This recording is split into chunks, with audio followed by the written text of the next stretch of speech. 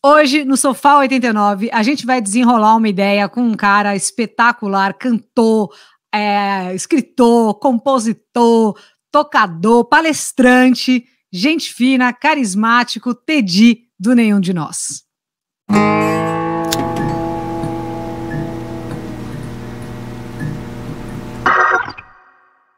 Teddy, em primeiro lugar, queria agradecer por tudo que você fez e continua fazendo pela música. E vamos falar do seu trabalho solo, de muita coisa que você faz, dos seus livros, mas indo ali por mais ou menos uma linha do tempo, não tem como passar batido, né, e não falar da sua primeira música, que me marcou muito, né, porque infelizmente eu faço parte dessa estatística de Camila Camila, que são de mulheres que sofreram algum tipo de abuso. No meu caso não foi de um relacionamento, mas sim dentro de casa, né, familiar. E quando eu vi essa música, é um negócio assim, foi muito... pegou muito, né, porque aquilo que você fala daqueles olhos insanos, né, que ficam ali vigiando a pessoa, né, aquele medo, você tem que abaixar a cabeça para tudo, a gente tem que falar amém às vezes para coisas que você quer falar justamente o oposto. E no momento que não se falava disso, não poderia falar. Eu me lembro até que você não podia nem fazer uma denúncia anônima na época, então é um negócio assim surreal. E é isso que eu fico imaginando, eu falo, cara, como é que você, ao meu ver, você estava fazendo a voz da mulher, né? Era um cara fazendo a voz do que a gente queria dizer, falando como se fosse uma mulher mesmo, cantando Camila Camila, espetacular, que música, aliás. Mas como que você, sei lá, você pensou que aquilo podia fazer sucesso? Porque tinha tudo para dar errado, né? Principalmente naquela época, e foi. Bom, Luca, essa tua leitura, assim, esse cenário que tu traçou é muito, para mim, é muito preciso do que aconteceu, da nossa relação com o meio. Até hoje, eu acho que seria difícil imaginar que alguém ia entrar no mercado da música com esse tipo de música, levando-se em conta que hoje é um assunto que está muito mais público e debatido e evidente, e mesmo assim eu acho que ainda merece muito ser tratado, não existe nenhuma dúvida a respeito, principalmente agora na pandemia, que os números aumentaram da violência doméstica. Sim. Mas lá no início é bom a gente trazer isso, porque nós éramos três caras, que somos ainda os mesmos, que a gente sabia que o rock brasileiro tinha uma cena muito forte, assim, de posicionamento, de reflexão, de uma certa rebeldia antissistema e tal. E a gente veio com uma questão que para nós era importantíssima trazer, não é à toa que ela foi a primeira música que tocou do Nenhum de Nós, mas eu hoje faço uma avaliação que é interessante, assim, por tudo isso que se falou que não era possível nem se fazer uma denúncia e o tema não era muito debatido, eu te digo que o próprio meio não reconheceu isso na época, não identificou esse passo que o Nenhum de Nós deu, entendeu? Em uma questão tão importante. Eu lembro que nós mesmos, entre nós, nos questionávamos, porque eu via outras bandas com um discurso até meio panfletário, assim, sabe? Receberem um reconhecimento e eu dizia, isso é um machismo embutido. Sim. Entendeu? Isso é uma espécie de manifestação, assim, o próprio meio reconhecer como um discurso válido, um outro tipo de discurso que trazia uma questão de violência doméstica, de violência de gênero, se colocar na voz de uma mulher, isso para uma banda de rock, não é tão legal, né? Melhor falar de outras coisas. E a gente passou por isso, entendeu? Mas aí é uma coisa que a história nos dá o apoio para isso. A canção se transformou num clássico por vontade única e exclusiva do público. Sim.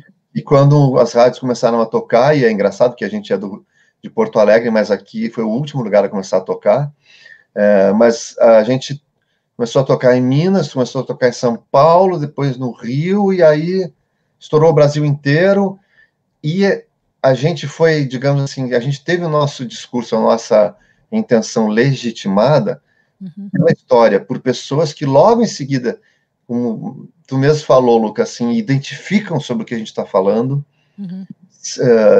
se colocam no lugar porque passaram por isso e vinham falar para a gente, vinham nos comentar, e até hoje elas nos têm como um artista próximo em função disso, e a gente viu que a nossa canção foi importantíssima para muita gente.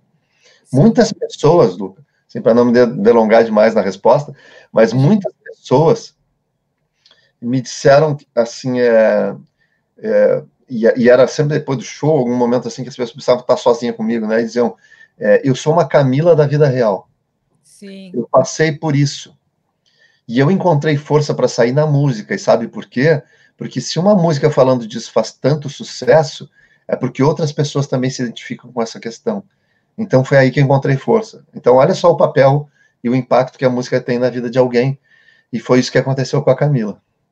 É impressionante, né? Você está falando isso do impacto da música, né? Você acha que a nossa experiência musical, ela pode ser considerada também a nossa identidade pessoal? É uma pergunta incrível, Luca.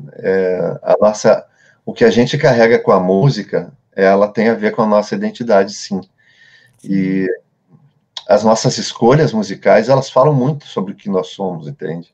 Sim. E não vou te dizer assim que essa pessoa gosta disso, então ela é aquilo. Mas quando a gente vai para um passo além, a gente vai em algumas camadas adiante, é muito evidente que o discurso e o conteúdo que tem numa letra de música que a gente se identifica fala a nosso respeito. Eu, já fazem uns 10 anos, mais ou menos, eu comecei a estudar muito isso, a questão envolvendo a música e o nosso cérebro, a música, a nossa mente. É uma coisa que faz parte, assim, do que eu sou hoje. Eu comecei a fazer palestras a respeito disso, entendeu? Associando a música às pessoas, ao seu ambiente de trabalho. E a maneira que tu colocou essa pergunta, Luca, quero te dar os parabéns. Nunca ninguém tinha colocado dessa maneira o que a gente tanto costuma falar, mas sim, a música, ela é uma determinante da tua identidade e da tua maneira de pensar. Apesar que eu tenho um público muito vasto, graças a Deus nenhum tem, que abarca muitas pessoas, mas aí cada um se identifica com uma coisa. A música não é excludente, mas ela fala um pouco a respeito de ti, e daquilo que tu pensa e das ideias que tu defende. Sensacional. Deixa eu colocar você aqui. Demais. Primeiro eu queria agradecer, né, o comentário sobre a pergunta, mas é porque, assim, é muito legal a gente trocar uma ideia com alguém que gosta, né, que ama a música também. E sobre a palestra, eu queria que você falasse mais isso aí que você citou, né, essa palestra tão bonita que você faz, e se deste já para emendar na história do Pedro, que é uma das histórias mais lindas que eu já ouvi na música. Eu tenho eu já desenvolvi, que a gente com o passar do tempo vai criando, assim, eu tenho mais de uma palestra, mas essa que tu te refere, ela se chama justamente o impacto da música na vida das pessoas. Sim. E ela conta, justamente ela se debruça, a palestra, sobre pessoas que tiveram sua vida impactada pelas músicas do Nenhum de Nós, canções que eu escrevi junto com a banda, né? E muitas delas vêm de situações bem traumáticas, bem pesadas, de gente que passou por violência, meninas que passaram por violência, uma delas faz parte dessa palestra, pessoas que estavam passando por uma crise profunda e a música conseguiu extrair delas força para sair disso. E tem essa história do Pedro, que é uma história incrível, que a mãe do Pedro mandou um e-mail falando que o Pedro era um menino que tinha um diagnóstico de autismo, mas que era difícil fechar, porque eram várias características que não se encaixavam para um tratamento e tal, e ela, então, nos narrou que ela tinha dificuldade de entrar no mundo do Pedro, quando ele tinha lá os seus 6 anos de idade, ela vivia à parte, ela orbitava o Pedro quase como se não existisse, assim, ele se servia digamos, das coisas que ela podia fazer por ele, mas ela não fazia parte desse mundo. E a palestra fala um pouco mais, tem um vídeo e tudo mais, mas ela fala que quem abriu as portas do mundo do Pedro para ela entrar foi a música do Nenhum de Nós. E isso está lá no vídeo, a gente consegue ver. Isso é uma prova, assim, da força de uma música. Por isso que eu fui tão fundo, eu estou indo tão fundo, e é uma coisa vasta, um campo de estudo vasto, da questão da música e do cérebro. Mas a gente, quando pega um exemplo de uma criança, a gente vê que, além de tudo isso, se a tua música ela tem um propósito, e esse propósito ele é um propósito de fazer bem as pessoas, de construir coisas positivas, uma criança percebe. Sim. Ela capta isso, e o Pedro foi assim. Nossa, coisa mais linda aquele vídeo. Até quem estiver assistindo aí, procure saber, joga aí, Teddy Correia, palestra, você já vai ver, é muito legal. O impacto da música na vida das pessoas. Tem um TEDx que eu fiz no TEDx Laçador, que se chama, e é uma palestra que eu faço hoje. Ela é maior, assim, as histórias estão lá e tal, mas é muito emocionante para quem assiste, para quem vive isso também. E tenho várias pessoas que eu conheci depois dessa história do Pedro. A gente conheceu o Pedro. Ai, que graça. O Pedro subiu no palco para cantar com a gente. Fofo. Demais, né? Ô, Dan, deixa eu pedir para você, por favor, você fecha para mim essa janela aí que tá dando uma estourada, que tá parecendo um fantasminha, mas beleza? Tá ótimo, obrigada. E, Teddy, eu sou estudante de psicologia, né? Então eu tava vendo, eu amo, assim, né? Tô na faculdade aí, ainda bem, quase, não dá pra dizer que no final, mas eu tô aí no 6º semestre, e adoro, principalmente psicologia e música, né? Inclusive eu tenho um canal também no YouTube que fala sobre, faz mais ou menos um perfil ali, né, psicológico de vários artistas com um psicanalista, né, que faz o comentário final. E, assim, você citou essa parte, né, da importância da música, é uma coisa muito interessante também, não sei se você já viu isso, da galera que tem Alzheimer, né, quando mostra, assim, algumas músicas, os caras relembram aquilo, às vezes coisas de quando estava na 5ª, 6ª série, a pessoa tem 80 anos e ela lembra, não é uma coisa louca? Tem um documentário, eu acho que tu já deve ter visto, porque tu tá falando isso, deve ser dele, que se chama Alive Inside, que ele é sobre isso. É impressionante, é emocionante, e isso tem ali a prova viva do que a música é capaz de fazer por ti, né? Tem muitas coisas que a gente estuda sobre a música e sobre o cérebro, da questão da memória, né? E que o gatilho é a música. Realmente é um negócio que te resgata, né? As histórias que têm a ver com isso, da perda de memória, às vezes até de um processo mais leve de demência, que daí o Alzheimer agrava, e quem estudou muito isso foi o Oliver Sacks, né? Que ele tem aquele filme Tempo de Despertar, que é um maço, né? E que ele trata muito disso, né? Ele foi o cara que foi, eu acho que, mais fundo, né, nessa história. E isso é muito fascinante, porque quando a gente... Aí, no que eu te falo, desde o início, eu sempre, e o Nenhum sempre teve isso, né? Aí vai da consciência do que a gente está trabalhando, do que a gente tem nas mãos, né? De como a música pode ser importante na vida de alguém, para além do divertimento, para além do lazer, e que pode... Eu não sou absolutamente nada contra alguém fazer música com o foco só no entretenimento, no lazer, na diversão, então nada disso. Just for fun é muito legal também, mas é muito legal também quando a gente se dá conta, quando a gente reflete sobre o que a gente tem nas mãos, é como se tivesse um superpoder, fazer música e impactar a vida das pessoas. Mas sabe o que é louco, assim, agora vendo você falar, eu ia fazer isso com uma pergunta, mas eu vou dizer quase como uma afirmação agora, porque de ouvir as suas músicas, a gente tem uma impressão, e vendo você falar isso, porque assim, o artista, normalmente, o cara que é artista nato, assim, tal, ele gosta mais de falar de si, né, de contar as suas experiências para o outro, né, é um cara ali que está contando as suas coisas, seja compondo, trocando ideia. E quando a gente ouve suas músicas, parece que é uma inversão, né, tanto desde o começo da carreira até hoje, a impressão que dá é que você é aquele cara que gosta de ouvir histórias e jogar essas histórias para o mundo da forma como você entendeu cada uma delas. Eu ia fazer uma pergunta, mas estou afirmando, queria ver se eu errei, passei longe, mas é por aí. Não há dúvida disso. E mandou bem de novo, hein? Olha.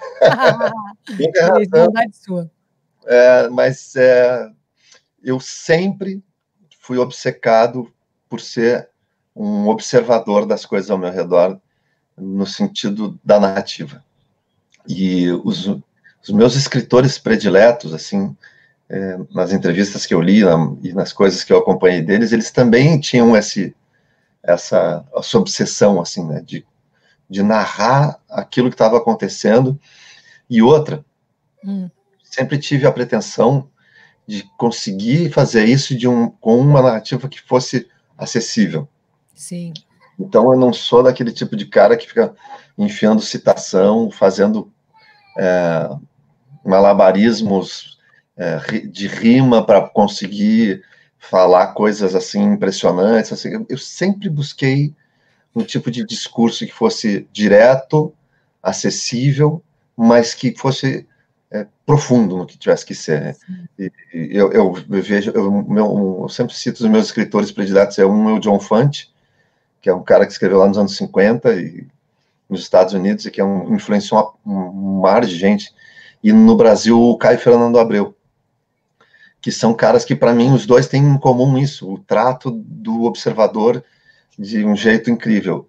E isso sempre foi a minha fonte a minha lei criativa. Então, eu tenho um disco no Livro de Nós que se chama Histórias Reais, Seres Imaginários, onde a maioria das coisas ali é retrato de observação e de depoimentos que me foram dados, ou de coisas que eu, de alguma maneira, trouxe da minha história e que eu resgatei para escrever ali naquele momento.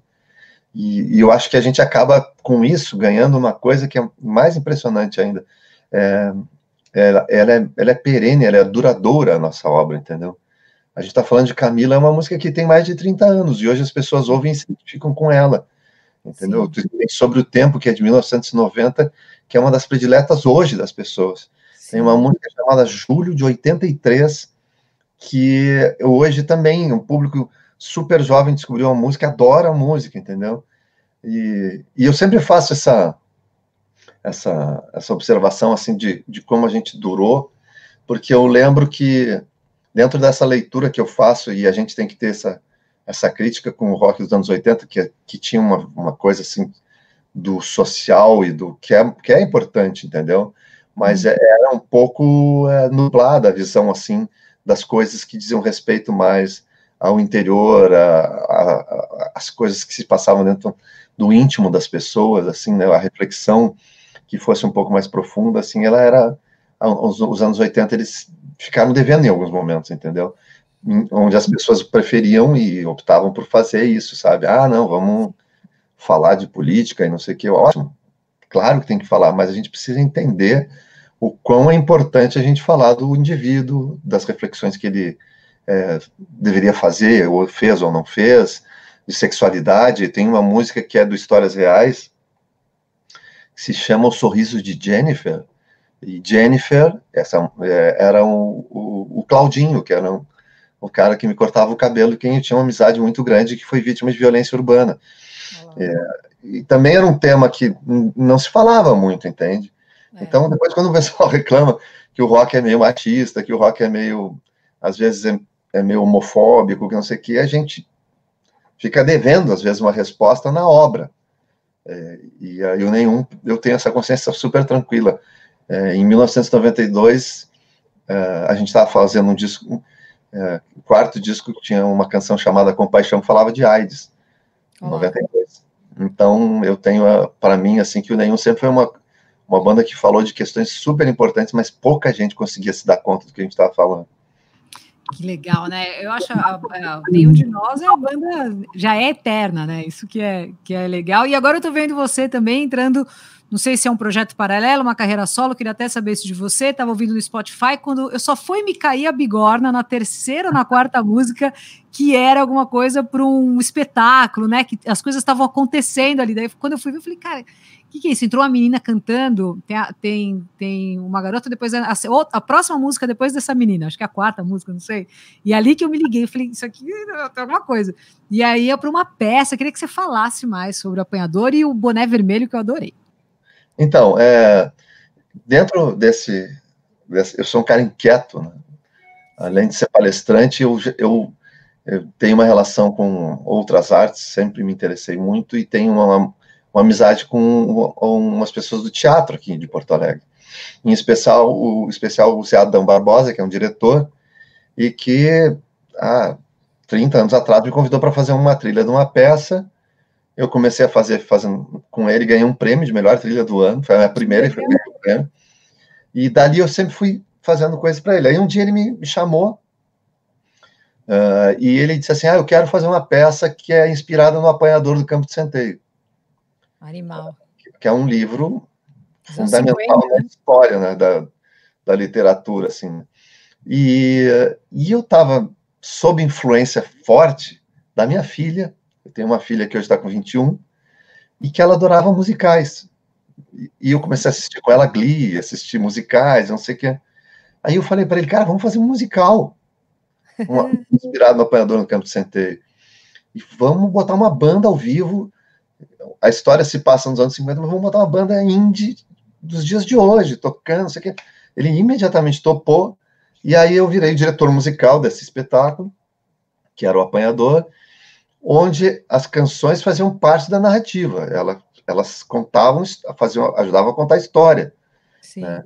E por isso que tem várias pessoas da peça que cantam no disco.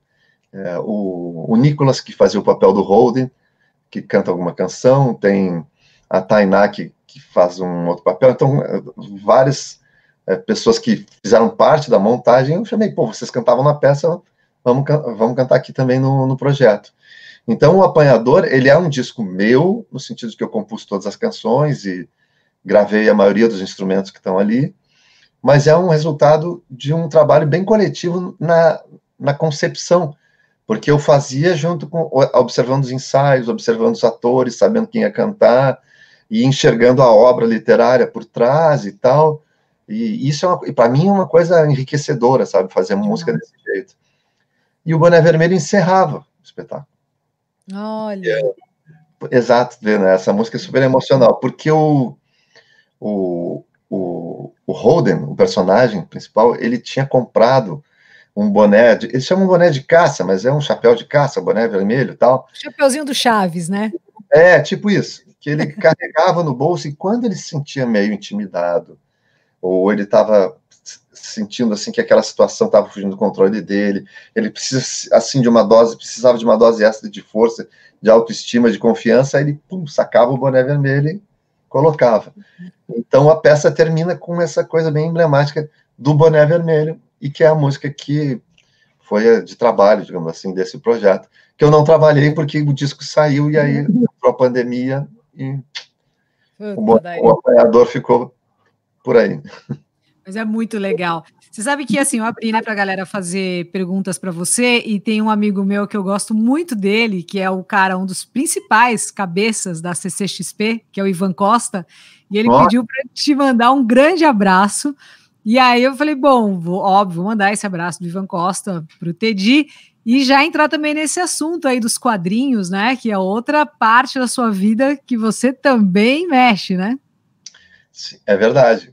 O Ivan e eu, a gente partilha de uma mesma paixão, eu te diria que é uma obsessão, né? Tanto que eu estou com a camiseta aqui do personagem, e o Ivan, eu tenho inveja do Ivan, porque como ele transita muito mais do que eu no mundo dos quadrinhos, ele tem um acervo. Bom, ele fez a exposição do Batman, né? Foi sensacional. Você foi lá na exposição? Foi, pelo amor de Deus, chorei quase lá. Legal, né? O carro do Batman ali, eu pirei, eu amei. Os gibis antigos. Os gibis, exatamente, os gibis e as artes que ele tinha, que eram coisas que tinham sido feitas para ele, que eu ficava assim, eu quase entrava para dentro do negócio. E ele é um cara que, enfim, a CCXP eu fui as duas primeiras edições, pretendo voltar assim que ela voltar, né? Sim. Vai ser. E eu sempre, desde pequeno, fui apaixonado por quadrinhos. Isso, desde muito jovem.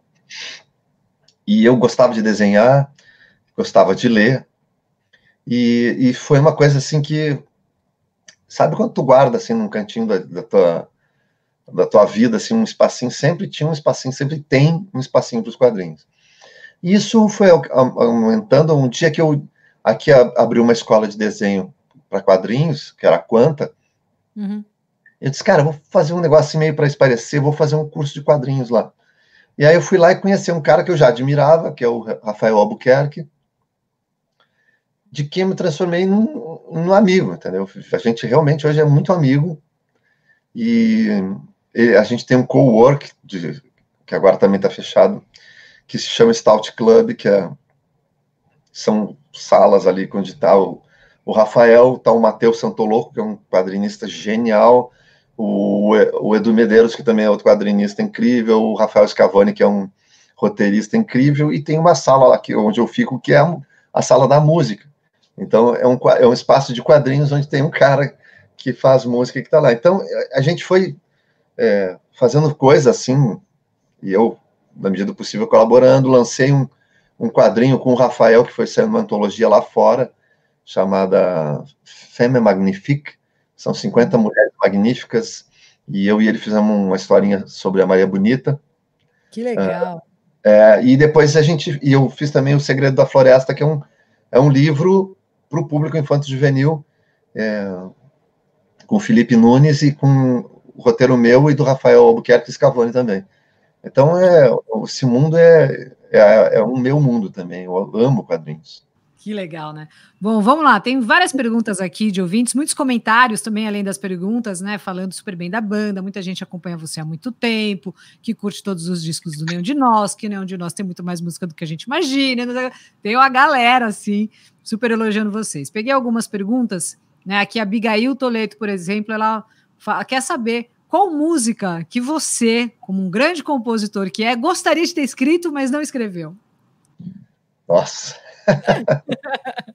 Nossa, tem tantas, eu amo tantas músicas. A primeira que me vem à mente, assim, porque é uma música que eu gosto, eu não sei nem explicar direito, assim, mas ela tem um efeito emocional em mim muito grande, é Lanterna nos Afogados, do Paralamas. Ah, que legal. Eu amo aquela música.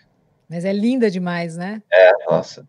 O Herbert é um cara, um mestre, foi um cara que eu sempre admirei, me transformei em amigo, e depois a gente compôs coisas juntos, então tenho uma profunda admiração pelo Paralamas e por todos eles ali, né, pelo Herbert especial, porque pela coisa que a gente acabou compondo junto, né. Legal, uma coisa meio que em comum aí que dá para dizer entre vocês também é que, né, além de ser uma banda que existe aí há mais de 30 anos, o Nenhum de Nós também nunca mudou de integrante, né? Não, na verdade só entraram 2. Entrou 2, né? E a gente continua com essa mesma formação até hoje. E tem algumas coisas na história do Nenhum que são, assim, tipo, o empresário é o mesmo, desde o início. Nossa. E tem um cara que trabalha com a gente, que é o Dante, que ele trabalha com a gente desde antes da banda ter nome. Nossa, que ele ia nos primeiros ensaios e já ia para lá, ficava com a gente. É um cara que tem uma cultura musical incrível, nos ajudou muito durante toda a nossa história, e ele é o nosso road manager, viaja com a gente e tal. Então, a gente gosta de relações duradouras. Né? Que bom, né? Dá para perceber isso, que vira uma família mesmo, né? Porque às vezes o cara começa ali. Eu lembro uma entrevista que eu fiz com o Humberto Gessinger, e ele falou uma coisa, depois eu fiquei pensando, falei, cara, é mesmo, né? Ele falou assim: às vezes você começa uma banda com seus amigos ali da escola, né? Depois que viram os amigos de uma faculdade, e aí vocês vão crescendo, só que chega uma hora que vocês não têm mais a ver. E assim, como é bom quando aquilo continua, né? Tipo, continua tendo a ver, continua sendo parceiros, a afinidade aumenta, a intimidade também, as coisas vão desenvolvendo melhor, mas isso é mais raro, né? Isso que acontece com Nenhum de Nós é mais raro, né? Você acabar, ter essa amizade assim há tantos anos e só fortalecer, porque às vezes o normal é o cara se encher o saco mesmo um do outro ali e cada um tomar seu rumo. Luca, mas eu acho que em certa medida o Humberto tem razão, porque realmente a vida vai te afastando, assim, porque cada um vai tomando um rumo, vai tendo novas experiências e tal, né? O que nos une até hoje ainda é a música, a paixão pelo que a gente produz, pela música que a gente faz, e também pelo impacto que a gente causa nessas histórias das pessoas e tal. Mas eu acho que, pensando assim em retrospectiva, acho que a gente já cumpriu um papel super bom, assim, sabe, de mostrar dessa força, dessa ideia, da força desse conteúdo, do que a gente se propôs a fazer. Se tivesse que encerrar hoje, eu já estava feliz, entendeu? Mas tem que durar mais. Não, gente, a gente faz 34 anos esse ano, entendeu? Então, tá bom. E é uma coisa que você pensa, assim, dar um tempo não, parar com nenhum de nós, porque esse negócio de dar um tempo, às vezes né, assim, o cara às vezes acaba, ou vem com essa ideia de dar um tempo, mas você pensa nisso ou não? Não, acho que o natural é que a gente vai diminuir a velocidade, entendeu? Sim. Eu acho que a gente vai realmente deixar o nenhum sendo o que é pra gente num outro lugar e num outro espaço dentro das nossas vidas, assim, porque é difícil tu também manter isso. E chega o Marcelo Camelo falava uma coisa que para muita gente choca, né? Mas tá numa banda, às vezes, é como se tá numa prisão, entendeu? Porque, principalmente pro vocalista, tu não tem a autonomia para fazer as coisas. Sim. Se eu resolver fazer uma viagem, eu não posso botar ninguém no meu lugar. E aí é toda a estrutura que para. Então eu não tenho essa liberdade de chegar e dizer, não, para aí. Vou ficar um mês sem fazer show. Não. Porque eu sei que muita gente depende do meu trabalho, do que eu faço, e eu não tenho substituto, né? Essa é a questão da voz. A voz humana, ela, por mais que algumas pessoas possam se aproximar do timbre, não sei o quê, tem toda a questão da performance, de quem tu é, que as pessoas vão lá querem ver no palco, aquele cara que escreveu aquela música. Foi ele que escreveu, ele que tá cantando, entendeu? Ele que eu acompanhei a história inteira na banda e tal. Não, às vezes você tira só o vocalista, mantém a banda, mas quando você vai, parece que você tá assistindo um cover. Então, assim, realmente, pro vocal tem muitas coisas boas, mas tem outras que aí é um BO a mais, né? É verdade. Bom, vamos lá. Ó. Tem aqui uma pergunta também do Reinaldo RK, é quase que uma puxada de orelha. Você desencanou de tocar baixo, Teddy?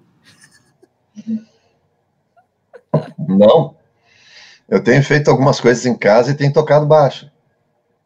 Acontece que a gente criou uma dinâmica do show e tem um cara que nos acompanha que é o Estevão, já faz bastante tempo, já faz mais de 10 anos, e o Estevão é um guitarrista monstruoso. É um monstro, um grande guitarrista. Estevão Camargo, procurem aí no Spotify, tem música dele, no YouTube tem vídeos dele. Só que ele é um grande amigo, um cara que canta super bem, e ele chegou para gravar o show de 20 anos, e a gente criou uma dinâmica tão legal com a presença dele no palco, que eu sou baixista, mas quem está no baixo atualmente é ele. Mas uma vez baixista, sempre baixista. Demais, demais. Bom, um monte de gente aqui também, né, falando que já foi nos shows do Nenhum de Nós, que adora. E aqui, para encerrar, temos essa questão aqui da Vanessa Cunha. Ela quer saber se a sua carreira solo, se o Apanhador é o começo de uma carreira solo que está por vir, ou se é apenas algo pontual. Não sei, Vanessa. eu também gosto por fazer algumas coisas assim. Eu tenho um disco que se chama Lupicínio, que eu fiz com o Sacha Ambach, que é um amigão, assim, que ele até produziu vários discos do Nenhum de Nós. E eu fiz um disco de música eletrônica cantando só Lupicínio Rodrigues. Aí vem essa história de tu ter um pouco de autonomia para fazer algumas coisas, lançar devidamente um trabalho, como é o caso do Lupicínio, que eu não consegui fazer isso. O Apanhador, idem, entendeu? A agenda do Nenhum, ela vai lá e se sobrepõe por tudo isso.